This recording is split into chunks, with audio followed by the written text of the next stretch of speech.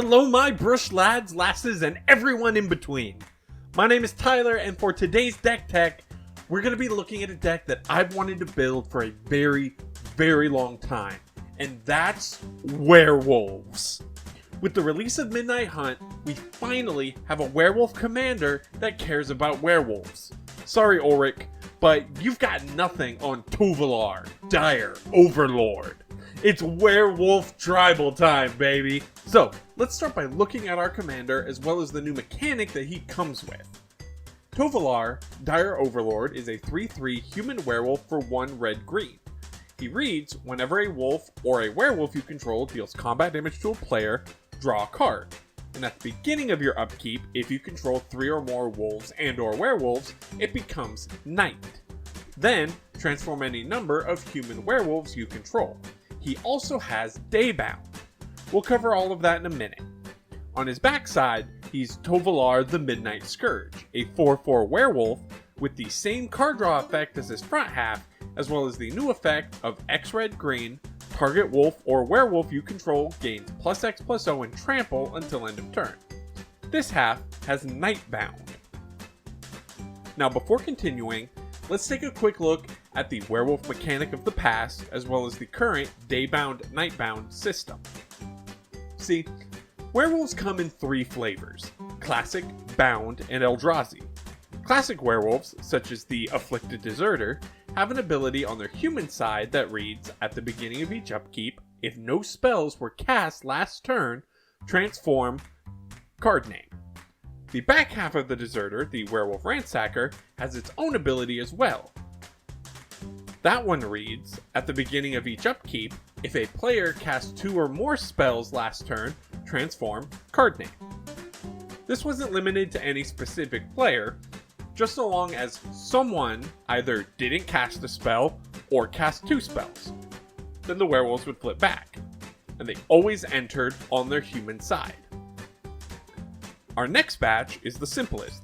The Eldrazi werewolves are horrors on one side, with an ability to pay mana into them to flip them permanently into their Eldrazi werewolf halves. Nice and clean, no going back. The newest batch, the Bound werewolves, introduced the new Day-Night mechanic to the game. Day and Night function similarly to the classic werewolf ability, with Day becoming Night if the active player casts no spells their previous turn, and Night becoming Day if the active player casts 2 or more spells on the previous turn. The first of the major differences come in Day and Night now caring about the active player, rather than just any player. If it's your turn, and you only cast 1 spell, but somebody else plays 2 spells at instant speed while it's still your turn, they won't cause your Bound werewolves to flip, should the mechanic already be introduced to the game.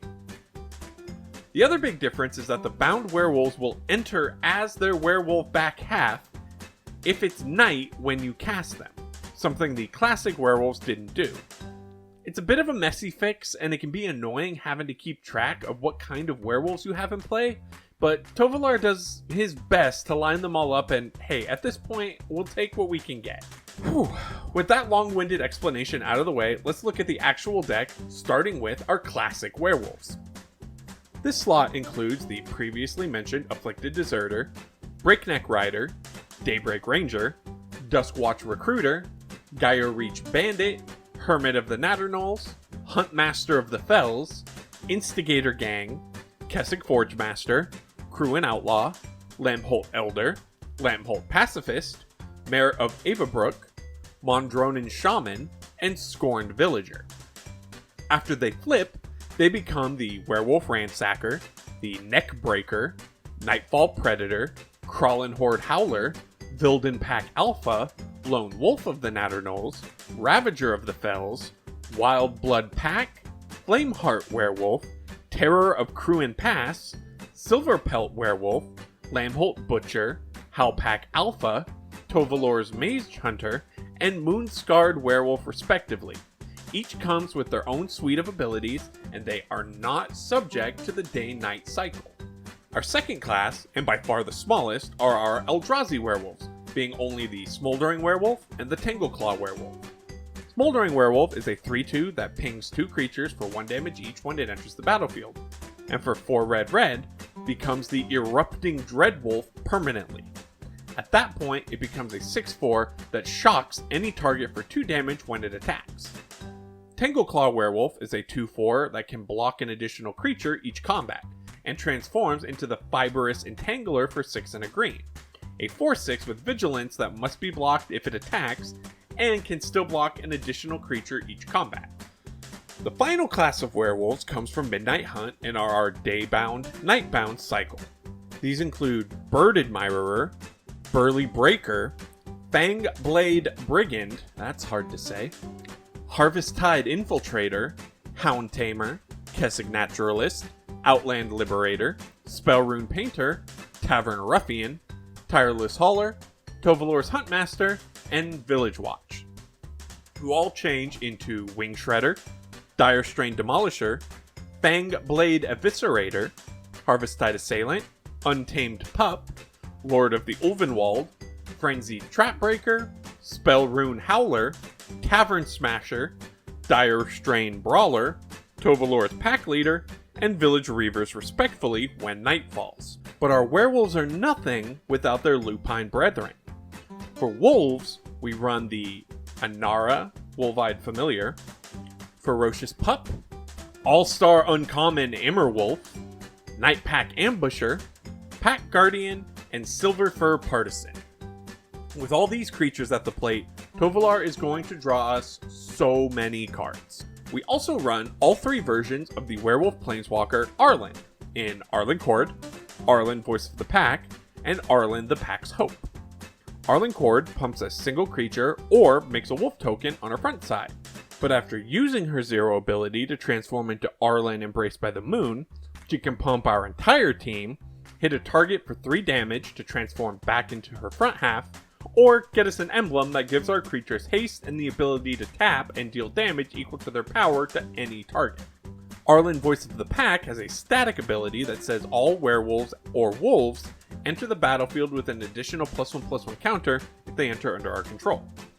Given that she's got 7 loyalty as a planeswalker with just a -2 to make a 2/2 wolf token, that's 3/3 wolves over the course of several turns, and potentially even more power from other wolves and werewolves.